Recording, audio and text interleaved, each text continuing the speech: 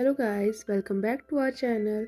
तो आज हम जिस मूवी के बारे में बात करने वाले हैं उस मूवी का नाम है don't turn out the light. Movie की शुरुआत में हम कुछ दोस्तों को देखते हैं। उनमें से एक लड़की जिसका नाम ओलिविया होता है, उसका बर्थडे सेलिब्रेट करने के लिए वे सब दोस्त इकट्ठे होते हैं।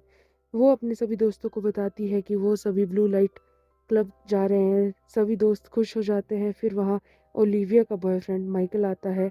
वो अपने अंकल की वैन लेकर आया होता है और साथ में अपने एक दोस्त को लेकर आया होता है जिसका नाम जैसन होता है। इसके बाद सभी दोस्त वैन में बैठ जाते हैं और ब्लू लाइट क्लब जाने के लिए तैयार होते हैं और एक गैस स्टेशन में रुकते हैं। जैसन फ्यूल डलवाने लगता है, बाकी लोग अपना सामान लेने लगते हैं। वहीं पर दो बूढ़े आदमी होते हैं जो कैबी और सोफिया से बदतमीजी करने लगते हैं, जिस पर जैसन उन्हें मारता है। इसके बाद वो सभी वैन में बैठ कर जाने लगते हैं, लेकिन वो दोनों बूढ़े आदमी अपना ट्रक लेकर उनके पीछे आने लगते हैं और उनकी वैन को ठोकने लगते हैं। जैसन किसी तरह वैन को दूसरे रास्ते में ले जाता है जिससे वो सभी सेफ हो जाते हैं। जब जैसन वैन को रोकता है और माइकल अपनी वैन को देखता है तो उसे बहुत दुख होता है। वो वैन उसके अंकल की थी। उनमें से एक लड़की कहती है कि वो इसकी रिपेयर करवा देगी।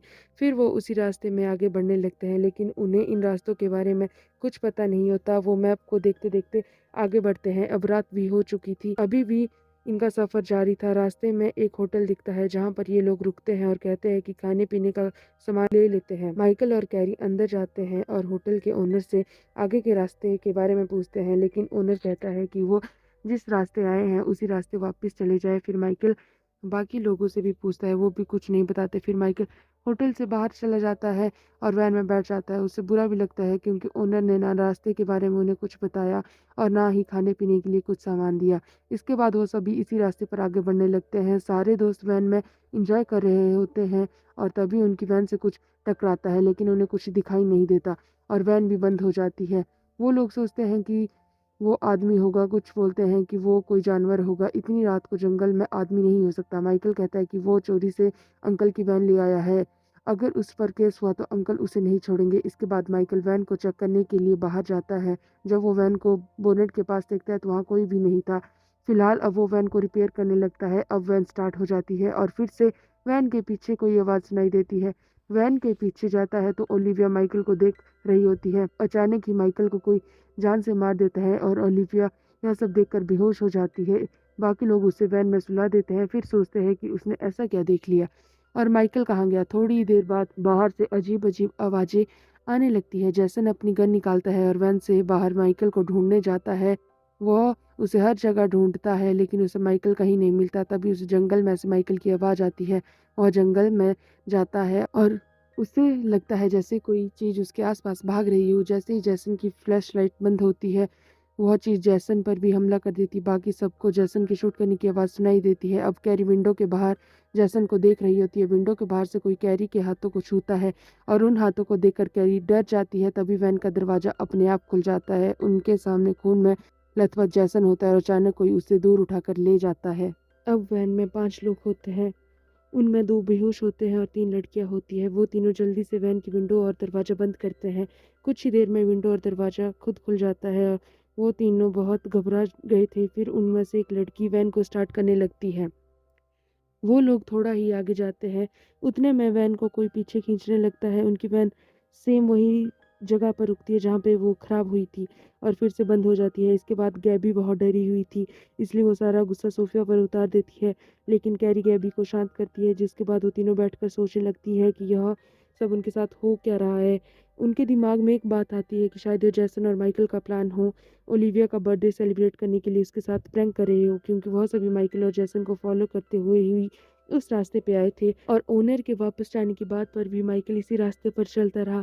शायद से वैन का रिवर्स जाने पर भी उनका कोई प्लान हो। फिर इन्हें याद आता है कि ओलिविया को स्मोकिंग से दिक्कत है और उसे वॉमिटिंग होती है। फिर सोफिया सिगरेट जलाती है, भी वीडियो बनाती है। स्मोक करने के बाद भी ओलिविया को होश नहीं आता। फिर इन्हें लगता है कि यह कोई प्रैंक नहीं है। इसके बाद सच में ये सब हो रहा है।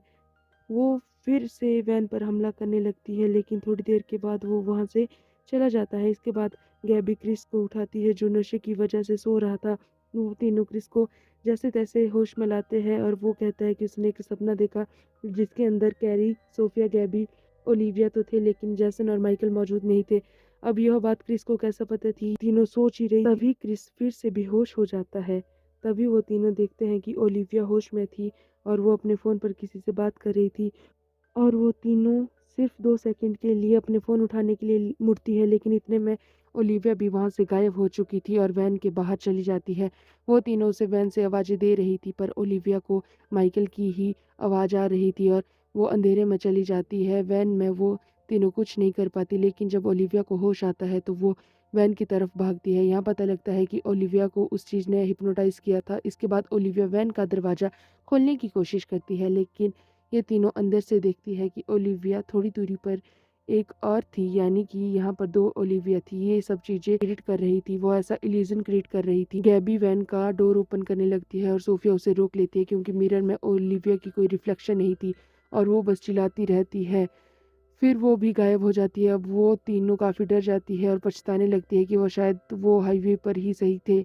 अब वो तीनों बैठकर बातें करने लगते हैं, तभी वह चीज़ फिर से उन पर हमला करने लगता है और वो सभी वैन में वेपन्स ढूँढने लगते हैं। उन्हें जो कुछ मिल रहा था वह उसे वेपन बना रहे थे और इस चक्कर में वहाँ पर आग लग जाती है, तो सोफिया आग बुझाती है। अब गैबी नोटिस करती है कि वो चीज़ वहाँ से चली गई है, तो वह बाहर जाकर हेल्प लेकर आएगी। सोफिया और कैरी के बहुत रोकने के बाद भी गैबी नहीं मानी और अपने साथ वेपन लेकर वो हेल्प लेने के लिए चली जाती है।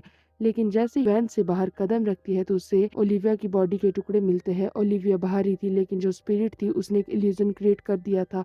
उसके बाद गैबी वहाँ पर हेल्प लेने के लिए चली जाती है और उसके जाने के बाद सोफिया और कैरी पूरी वैन को कवर कर लेते हैं और डोर को भी बंद कर देते हैं। फिर वो दोनों बैठकर बातें करने लगती है कि तभी वैन की लाइट्स बंद हो जाती है। इसके लिए दोनों कैंडल जलाते हैं, जो कि बार बार अपने आप बुझ रही थी। तभी वहाँ पर टीवी अपने आप ऑन हो जाता है और सोफिया की फुटेज चल रही होती है, वो भी लाइव। उनके पीछे कोई था, तभी लाइट्स भी ऑन हो जाती है और पीछे क्रिस था जो कि होश में आ चुका था। वो दोनों ही क्रिस को सारी बात बताती है, लेकिन क्रिस को यह सब मजाक लग रहा था। तभी फिर से स्पिरिट वैन को बाहर से हिट करने लगती है। इसके बाद वैन की लाइट्स फिर बंद हो जाती है। क्रिस कुछ टूल्स को लेकर वैन की लाइट्स दोबारा से चालू करता है। इसका कहना था कि वैन शुरू करने के लिए उसे बाहर जाकर इंजन को चेक करना पड़ेगा, इसलिए अब वो अपने साथ कुछ टूल्स और एक चाकू लेकर बाहर जाता है और टूल्स नीचे रखकर इंजन को चेक करने लगता है। फिर वो उसे ठीक भी कर लेता है और वैन स्टार्ट भी हो जाती है, लेकिन सोफिया कहती है कि इसमें फ्यूल ख़त्म हो गया है। तभी कैरी कहती है कि फ्यूल का कंटेनर वैन के पीछे रखे हैं और वो दोनों वैन के पीछे जाते हैं और लॉक तोड़कर वो कंटेनर अपने साथ लाते हैं और वैन में भरने लगते हैं। दूसरी तरफ सोफिया देखती है कि सारी विंडोज़ और दरवाजे ओपन हो चुके हैं। तभी उसे किसी की आवाज़ सुनाई देती है। उसके कान और आंखों से खून निकलने लगता है। सोफिया को भी कुछ दिखाई नहीं दे रहा था, लेकिन कोई उसकी तरफ बढ़ रहा था, तो सोफिया एक चाकू से उसे मार देती है, लेकिन वो तो कैरी थी। खैर, सोफिया कैरी के घाव को कवर करके ब्लीडिंग रोकती है। इसके बाद क्रिस जो डोर को ओपन करता है तो वह डोर ओपन नहीं होता। दूर एक कार आती हुई दिखाई देती है, वो सभी खुश हो जाते हैं। फिर क्रिस उस कार की तरफ जा रहा था, तभी वैन की लाइट्स बंद हो जाती है। क्रिस वैन से काफ़ी दूर चला गया था, तभी वो कार जो कि उनकी तरफ आ रही थी वो क्रिस के पीछे लग जाती है और क्रिस पूरी कोशिश करता है वैन तक पहुंचने की, लेकिन वो कार क्रिस के बोनट पर ही कुचल डालती है और क्रिस भी मारा जाता है। अब कैरी और सोफिया ही बचे हुए थे, लेकिन वो दोनों बहुत डरे थे।